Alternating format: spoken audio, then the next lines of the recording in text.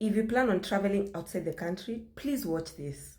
If you have a skin color other than white or speak a language other than English, the immigration police today got permission from the Supreme Court and Donald Trump to arrest you, throw you in jail for a couple days, and check on your citizenship and green card. There was a decision made by the Supreme Court today that says it is okay for the immigration police to surround large groups of people and take all of them to jail. That is not just happening in the USA. Just recently, like 2 weeks ago, some 10 days ago,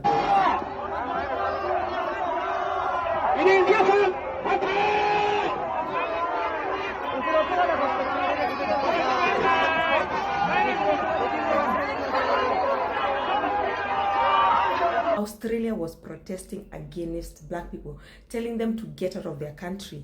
Mind you, Australia was a black country before it was ethnically cleansed, the same way they are cleansing Palestine. So they actually went further to attack that black tribe in Itangwa Aboriginals, that tribe that refused to be colonized. They went and attacked those people. So please, before you travel to any country outside your country and you have a black skin, please look out for the news of that country, look out at the atmosphere of that country, because you could go there and be trapped and you won't be able to come back to your country. Also, I don't know if it's just me, it's not just me. You can actually see and hear the racism in social media. It's going up so much. Actually, there's a hashtag going around Europe, let's make Europe white again. And for USA, they're saying let's make America great again by making it white again.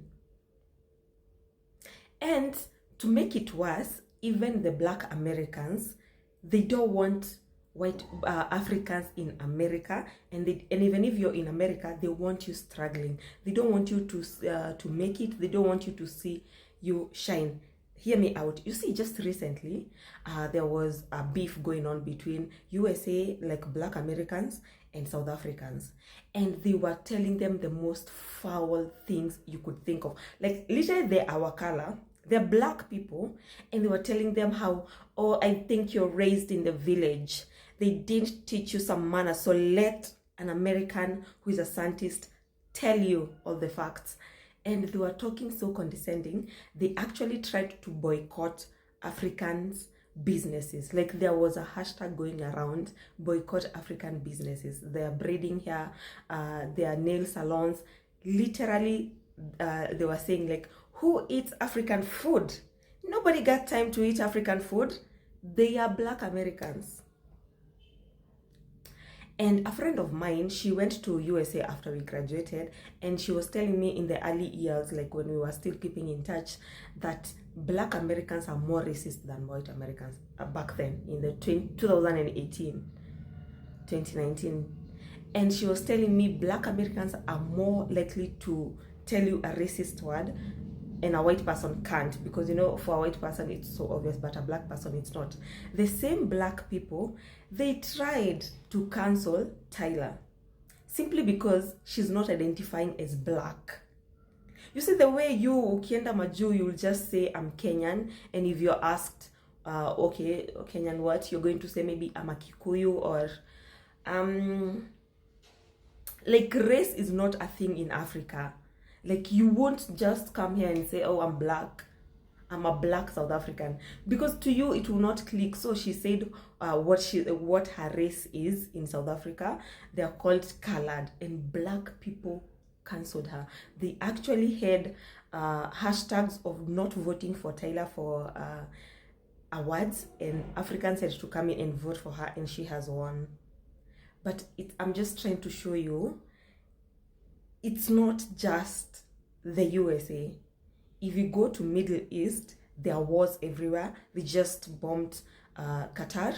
The other day they bombed Lebanon. They're bombing Palestine. And that whole... So before you book that flight to travel outside the country, please look it up. Make sure you're safe. Make sure you won't go there na ufungiwe huko and you won't be able to come back to your country. All the best. And may they free Congo, because Congo has had a very severe genocide.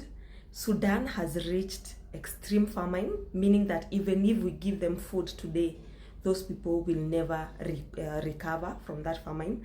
And they're suffering all of this so that the Middle East can, flourish, and Dubai can have skyscrapers, and they can have gold, and they can have gold watches, and they can have big malls.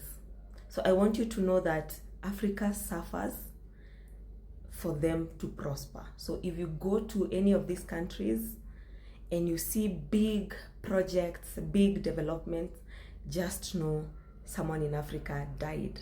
Apple, Samsung, all of these phones that we are using, it's because Congo is dying. That's why they can be able to make this phone I'm recording with. So may they free us, and they stay away from our minerals.